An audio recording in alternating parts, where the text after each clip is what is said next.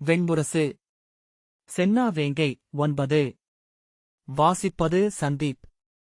சாத்யகி தன் மாளிகையை அடைந்தபோது தொலைவிலேயே ஊடி அமர்ந்திருக்கும் கைக்குழந்தை போல அந்த சிறிய கட்டடம் ஓசையின்றி இருப்பதைக் கண்டான். அங்கு தன் மைந்தர்கள் இல்லை என்ற எண்ணம் ஏற்பட்டது. அவர்கள் அரண்மனையிலிருந்து திரும்பிய பின்னர் வேறு ஏதேனும் பணிக்கு அமர்த்தப்பட்டிருக்கிறார்களா? அதன் பின்னரே தேர்களும் புறவிகளும் முழுமையாகவே முற்றத்தில் பரவியிருப்பதை நோக்கி அவர்கள் எங்கு சென்றிருப்பார்கள் என்று வியந்து கொண்டான். அவ்வெண்ணத்தால் துயில் விலக அவன் உடலெங்கும் எரிச்சல் குடியேறியது. தலைவணங்கி அணுகிய சூதனிடம் கடுமுகம் காட்டி கடிவாளத்தை அழித்துவிட்டு, மைந்தர் இங்கில்லையா என்றான். இருக்கிறார்கள் அரசே. அனைவரும் மாளிகையில்தான் உள்ளனர் என்றான் சூதன். என்ன செய்கிறார்கள் என்று அவன் மாடியை நோக்கியபடி கேட்டான். அங்கேதான் இருக்கிறார்கள் என்றான் சூதன். வியப்புடன் படிகளிலேறி தாழ்வான பீடத்தில் அமர்ந்தான். ஏவலன் அவன் காலணிகளையும் கச்சைகளையும் கழற்றிய பின் எழுந்து அவனை பார்க்காமல், மைந்தர் எங்கிருக்கிறார்கள் என்றான். 11 தங்கள் அறைகளில்தான் இருக்கிறார்கள் என்று ஏவலன் மறுமொழி சொன்னான். அவன் படியேறி முதற்குளத்தை அடைந்தபோது அங்கு சந்திரபானுவும் சாந்தனும் தனித்திருப்பதை பார்த்தான். அவர்கள் நெடுநேரமாக ஒன்றும் சொல்லிக் கொள்ளவில்லை என்பது முகங்களில் தெரிந்தது. அவனுடைய காலடி ஓசையும் நுழைவும் சற்று பிந்திதான் அவர்களின் எண்ணத்தை அடைந்தது. சந்திரபானு எழுந்து முனகலாக, வணங்குகிறேன் தந்தையே என்ற பின்னர்தான் சாந்தன் திடுக்கிட்டு எழுந்தான். அவனும் முனகலாக வாழ்த்துரைத்த பின் சந்திரபானுவை ஓரவழியால் பார்த்தான். அசங்கன் எங்கே என்று சாத்யகி கேட்டான். அவரும் இரு மூத்தவரும் அவருடைய அறையில் இருக்கிறார்கள் தந்தையே என்று சாந்தன் சொன்னான். அழைத்து வரவா தந்தையே என்று சந்திரபானு கேட்க வேண்டாம் என்று கையமர்த்திவிட்டு சிறு இடைநாழியினூடாக நடந்து அசங்கனின் அறை முகப்பை அடைந்தான். உள்ளே பேச்சொலி எழவில்லை. மைந்தர்கள் உள்ளிருக்கிறீர்களா என்றான். ஆம் தந்தையே என்றபடி அசங்கன் எழுந்து வந்து வாயிலை திறக்க உள்ளே இருந்த இருவரும் எழுந்து நின்றனர். சாத்யகி உள்ளே சென்று பீடத்தில் அமர்ந்தான். மைந்தர்கள் நின்று கொண்டனர். அவன் அவர்களின் முகங்களை மாறி மாறி நோக்கி, என்ன ஆயிற்று? இங்கு பேச்சும் சிரிப்பும் ஒலிக்கவில்லையே என்றான். அசங்கன் ஒன்றுமில்லையே என்றான். இல்லை.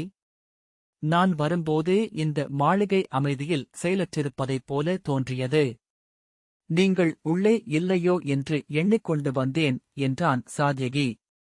இங்குதான் இருக்கிறோம் காலையிலிருந்தே என்றான் அசங்கன்.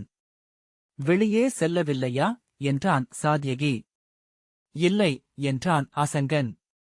பாஞ்சால இளவரசர்கள் வந்திருக்கிறார்கள். அவர்களை சென்று சந்தித்திருக்கலாமே. அசங்கன் செல்ல வேண்டும் என்றான். மேலும் எரிச்சலுடன், என்ன ஆயிற்று உங்களுக்கு என்றான் சாத்யகி. ஒன்றுமில்லை தந்தையே என்று நிலம் நோக்கியவனாக அசங்கன் சொன்னான். சாத்யகி அவனை கூர்ந்து நோக்கினான். அங்கே என்ன நிகழ்ந்தது என அவனால் உய்த்தறிய இயலவில்லை. சாலன், தாங்கள் கூறியபடிதான் ஓசையேதும் எழுப்பாமல் இங்கிருக்கிறோம் என்றான். சினத்துடன், நான் என்ன சொன்னேன் உங்களிடம் என்று கேட்ட சாத்யகி, நான் சொன்னது முறைமைகளை குறித்துதான். ஒவ்வொருவரும் தங்கள் அறைக்குள் சொல்லாடாமல் அமர்ந்திருக்க வேண்டுமென்றல்ல என்றபின் பார்வையை திருப்பிக் கொண்டு, நீங்கள் இவ்வாறு இருப்பது எனக்கு துயர் அளிக்கிறது. நீங்கள் மகிழ்ச்சியாக இல்லை என நினைக்கச் செய்கிறது என்றான். துயரெல்லாம் இல்லை தந்தையே. பாஞ்சாலத்து அரசியை சந்தித்து வந்தபின் 3 நாட்களாகவே அனைவரும் வேறு ஒரு உளநிலைக்கு சென்றுவிட்டோம். அதை எங்களால் விளங்கிக் கொள்ள முடியவில்லை என்றான் அசங்கன். என்ன உளநிலை என்று சாத்யகி கேட்டான். அதை என்னால் சொல்ல முடியவில்லை என்றான் அசங்கன். சினி, நான் நல்ல உளநிலையில்தான் இருந்தேன். ஆனால் மூத்தவர் இப்படி முகம்பருத்து விழுதாழ்த்தி இருப்பதனால் மற்றவர்களும் அப்படியிருக்கிறார்கள். ஆகவே நான் சாளரம் வழியாக அம்புகளை விட்டு மாமரத்தில் இருந்து மாங்காய்களை வீழ்த்தினேன் என்றான். சாத்யகி, பாஞ்சாலத்து அரசியின் விருந்தில் என்ன நிகழ்ந்தது என்றான். எல்லாம் எண்ணியபடியேதான். பிழையென ஏதுமில்லை என்றான் அசங்கன். பிறகென்ன என்று சாத்யகி கேட்டான். ஒன்றுமே இல்லை, தந்தையே என்றான் அசங்கன். சாத்யகி, சொல்க, அங்கே என்ன நிகழ்ந்தது என்றான். அசங்கன் தயங்கி பின் குரல் தீட்டி, பாஞ்சாலத்தரசி எங்களை விருந்துண்ண அழைத்தார். அங்கு செல்லும்போது அரண்மனை படியேறுவது வரை எப்படி முறைமைச்சொல் உரைக்க வேண்டும், அப்போது கைகளை எப்படி வைத்திருக்க வேண்டும், எவ்வாறு அமர வேண்டும், எந்த உணவை எப்படியெல்லாம் உண்ண வேண்டும் என்று முறைமைகளைத்தான் நான் சொல்லிக் கொண்டு சென்றேன். இவர்கள் முதலில் சற்று அஞ்சினார்கள். அதன் பின்னர் நான் திரும்ப திரும்ப சொன்னதனால் அச்சமும் தயக்கமும் விழுந்து அங்கு செல்லும்போது நகையாடிக் கொண்டிருந்தார்கள். சாத்யகி சினத்துடன், அதாவது அங்கு சென்று அவர்கள் முறைமைகளை கடைபிடிக்கவில்லை. ஆகவே அரசியோ அல்லது பிறரோ எதையோ கூறினார்கள். ஆகவே உளம் சோர்ந்து விட்டீர்கள், அவ்வளவுதானே என்றான். சொல்க, கடிந்தார்களா? ஏளனம் சொன்னார்களா? அசங்கன் இல்லை என்று தலையசைப்பதை விழிகொள்ளாமல் அவன் மேலும் கூவினான். இவர்களிடம் நாம் இறங்கி நிற்க வேண்டியதில்லை. நாம் யாதவர்கள், புவியாளும் பேரரசர் கிருஷ்ணரின் குலத்தோர். நாளை இந்த மண்ணை ஆளப்போகிறவர்கள். அதனால்தான் நம்மிடம் குருதி உறவு கொள்ள பாஞ்சாலம் இறங்கி வருகிறது. நோக்குக, இன்னும் ஒரு தலைமுறைக்குப் பின் நம்முடைய நெறிகளையும் முறைமைகளையும் அவர்கள் கடைபிடிக்கப் போகிறார்கள். வெற்றியே எது சரி என்பதை முடிவு செய்கிறது. அதன் பொருட்டு நீங்கள் வருந்த வேண்டியதில்லை. யாதவக்கொடி ஒன்றும் நேற்று முளைத்ததல்ல, நமக்கும் யுகங்களின் நீள்வரலாறு உள்ளது. நம்மை எவரும் ஏளனம் செய்யவோ இறக்கி நிறுத்தவோ நாம் ஒப்ப வேண்டியதில்லை. அவன் சினத்தை பார்த்து தயங்கி பின் உளச்சொல் சேர்த்து, அசங்கன், அவ்வாறல்ல, தந்தையே. நாங்கள் எவரும் அங்கு முறை எதையும் மீறவில்லை என்றான். புருவம் சுருக்கி, பிறகென்ன என்றான் சாத்யகி. அசங்கன், தந்தையே, ஒவ்வொன்றையும் மிகத் தேர்ந்த கூத்தர்கள் போல்தான் செய்தோம். ஒவ்வொரு சொல்லையும் எண்ணித்தான் உரைத்தோம். பாஞ்சாலத்து அரசிதான் எந்த முறைமையையும் கடைபிடிக்கவில்லை. அவர்கள் இளைய யாதவரைப் போலவே இருக்கிறார்கள். நாங்கள் அறைக்குள் நுழைந்ததுமே கைவரித்தபடி வந்து எங்களை அணைத்துக் கொண்டார். இளையவனை காதை பிடித்து இழுத்துச் சென்று தன்னருகே அமர வைத்து அவனிடம் கொஞ்சிப் பேசத் தொடங்கினார். அவன் எங்களை பார்த்து விழித்துக் கொண்டிருந்தான் என்றான். சாத்யகி திகைப்புடன் மாறி மாறி நோக்க, சாந்தன், திருஷ்டத்யும்னர் என்னை பிடித்து அருகே நிறுத்தி நான் செம்மொழி கற்றுள்ளேனா என்று கேட்டார். ஆம் என்றேன். உனக்கு பிராசனங்கள் பிடிக்கும் அல்லவா என்று கேட்டார். நான் எப்படி தெரியும் என்றேன். தெரியும் என்று சொல்லி சிரித்தார். அருகே அமர்ந்திருந்த பாஞ்சாலத்து அரசி, உன் கண்களில் சிரிப்பு உள்ளது என்றார். திருஷ்டத்யும்னர், ஆகவே உன் தந்தை உன்னை அஞ்சிக் கொண்டே இருப்பார் என நினைக்கிறேன் என்று சொல்லி உரக்க நகைத்தார் என்றான். சினி, நான் சொல்கிறேன், நான் சொல்கிறேன் என்று முந்தி பாஞ்சாலத்து அரசி என்னிடம் எனக்கு மிகப் பிடித்த உணவு என்ன என்று கேட்டார். நான் கன்றிறைச்சி என்றேன். உன் குடியினர் உண்ணமாட்டார்களே என்றார். இல்லை, இளைய யாதவருக்கு தெரியாமல் மந்தனமாக உண்பார்கள் என்றேன் என்றான். சாத்யகி திடுக்கிட்டு, மந்தனமாக உண்கிறார்களா? எங்கே என்றான். அவன் பாஞ்சாலத்து அரசியை களியாடியிருக்கிறான், தந்தையே. யாதவர் உண்பதில்லை என்றான் அசங்கன். சாத்யகி சினியை நோக்கி மேலும் ஏதோ கேட்க வாயெடுக்க அவன் தந்தையை மறித்து அதன்பின் பாஞ்சாலத்து இளவரசர்கள் அங்கே வந்தார்கள். உடன் அரசியும் மகளும் வந்தனர் என்றான். சாத்யகி முகம் மலர்ந்து, ஆம், முதலில் உங்களை அமரச் செய்துவிட்டு அவர்களை அழைக்க வேண்டும். அதுவே குடிக்கு அளிக்கப்படும் முதன்மை என்றான். சினி, மனாதனும் நானும் ஒரே அகவை. அவன் என்னிடம் நீ தேரொட்டுவாயா என்று கேட்டான் என்று உடே புகுந்தான். அவனை அடக்கிவிட்டு அசங்கன், அவர்கள் 4 தந்தையே. திருஷ்டகேது என்னளவே மூத்தவன். அடுத்தவன் க்ஷத்ரதர்மன். 3ஆமவன் க்ஷத்ரஞ்சயன். மூவரும் எங்களை முறைப்படி வணங்கி முறைமைச்சொல் உரைத்தனர். நாங்களும் முறைமையுரைத்தோம். உடனே முறைமைகள் விலக நாங்கள் விளையாட்டுத் தோழர்கள் போல ஆனோம்.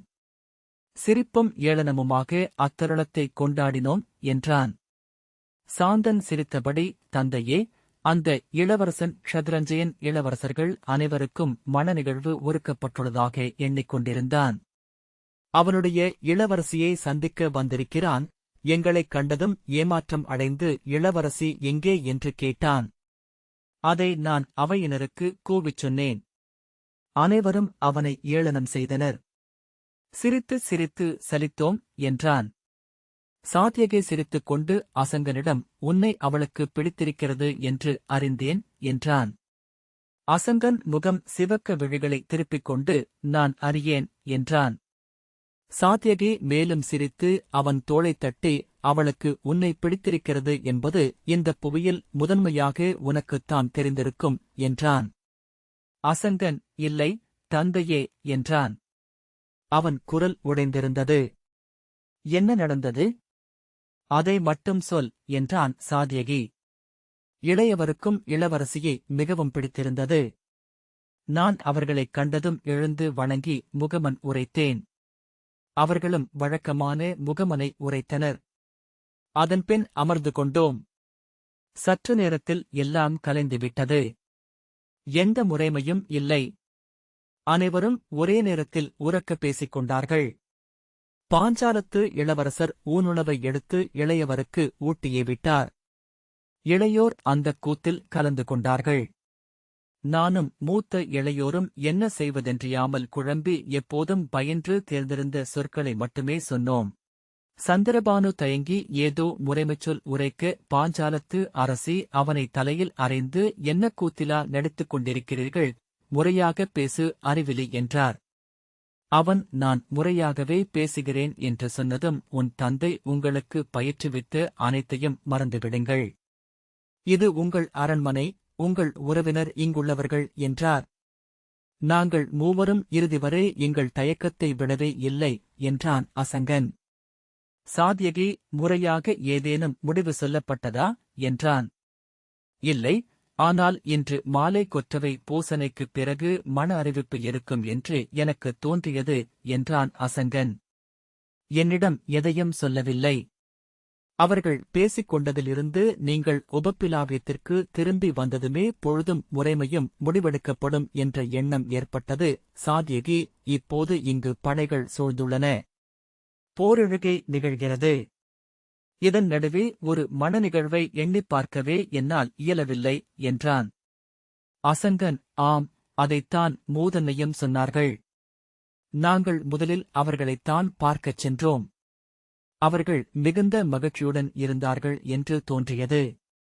எங்களைப் பார்த்ததும் ஓடிவந்து அழைத்துக் கொண்டார்கள். தங்கள் தந்தையைப் பற்றியும் அன்னையைப் பற்றியும் கேட்டறிந்தார்கள். அன்னை இளைய யாதவரைப் பற்றி சொன்னதை சொன்னதும் வாய்விட்டு சிரித்தார்கள் என்றான்.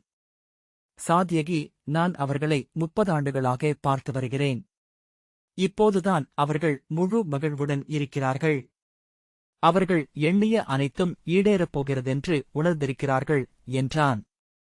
சந்திரபானு, ஆம் தந்தையே. மூதரசி சிறுமியைப் போல சிரித்துக் கொண்டே இருந்தார்கள். எதையாவது எடுப்பதென்றாலும் வைப்பதென்றாலும் தானே துள்ளி எழுந்து சென்றார்கள். இளையவர்களை தனது இரு பக்கமும் அமர்த்தி கையால் தழுவிக்கொண்டே பேசினார்கள். பாஞ்சாலத்து இளவரசி ரிஷபவரத்துக்கு அரசியாக வருவது ஒரு தொடக்கம் என்று மூத்தவரிடம் சொன்னார்கள் என்றான். சாந்தன் ஊடே புகுந்து கை நீட்டி, இனி க்ஷத்திரியர் அனைவரும் யாதவ குடிகளுக்கு பெண் கொடுக்க நிறையில் நிற்பார்கள் என்று சொல்லி உரக்க நகைத்தார். அவர் மிகையாக சிரிப்பது போலிருந்தது.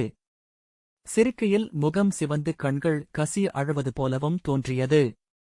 வெண்ணிறம் கொண்டவர்களாதலால் கழுத்து கூட சிவந்து விட்டிருந்தது. சிரித்து மூச்சு வாங்கி மேலாடையால் முகம் துடைத்துக் கொண்டார். முதிய பெண்கள் அப்படி சிரித்து நாங்கள் பார்த்ததே இல்லை. ஆகவே அவரை நாங்கள் விந்தையாக பார்த்துக் கொண்டிருந்தோம். மூத்தவரிடம், அந்த பெண்ணை நீ விரும்புவாய், நான் அவளை இளமையிலிருந்து பார்த்து வருகிறேன், அறிவு கூர்கொண்டவள்.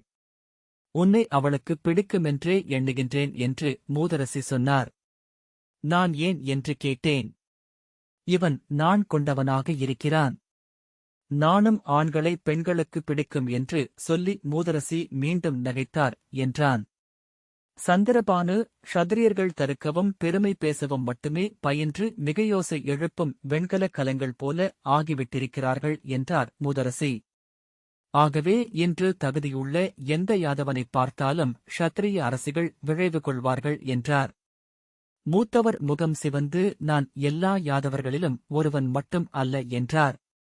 மூதரசி மூத்தவரை முதுகில் தட்டி சினம் கொள்கிறான்.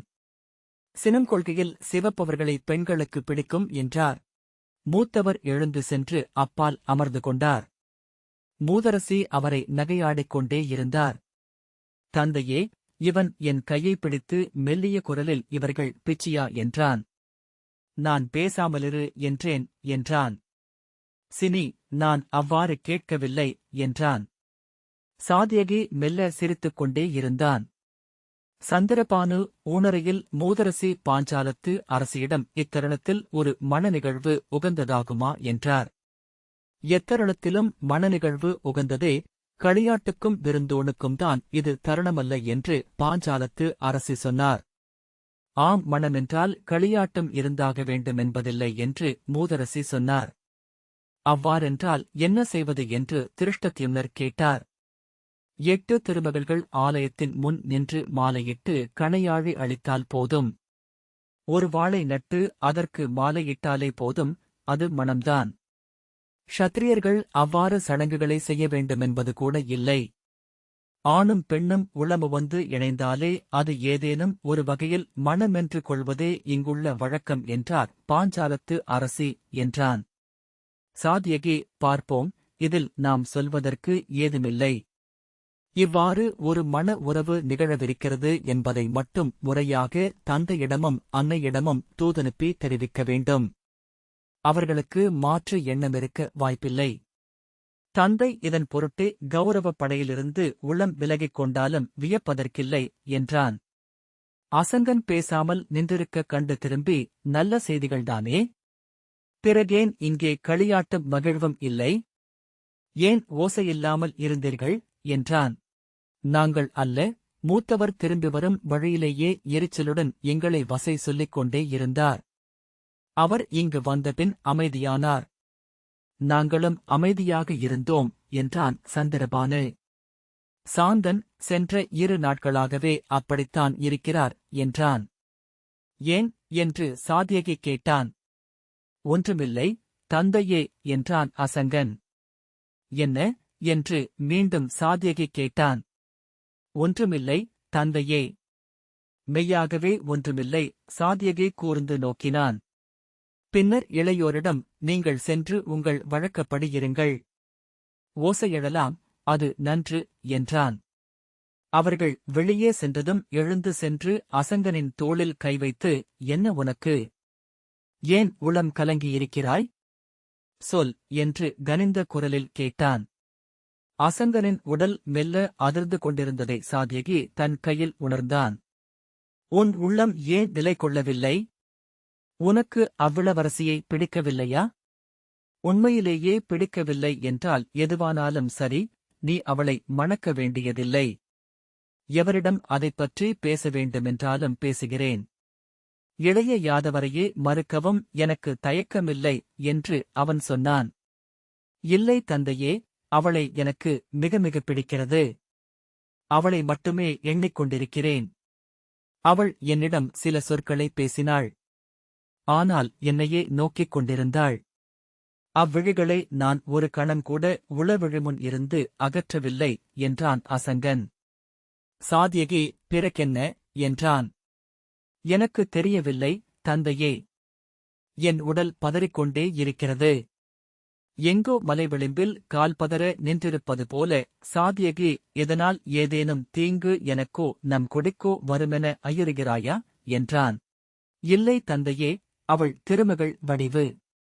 நலமே நிகழும், ஐயமில்லை. சாத்யகி சிறிய எரிச்சலுடன் பிறகென்ன என்றான். ஒன்றுமில்லை என்ற அசங்கன் தன் தோள்மேலிருந்த சாத்யகியின் கையை விலக்கிவிட்டு திரும்ப முயல சாத்யகி மேலும் அழுத்தமாக அதை ஊன்றினான். மெல்லிய விசும்பலோசையுடன் அசங்கன் அழத் தொடங்கினான். சாத்யகி அவனை தன் தோளுடன் அணைத்துக் கொண்டான். அவன் முதுகில் அசங்கனின் சூடான விழிநீர் சொட்டி வழிந்தது.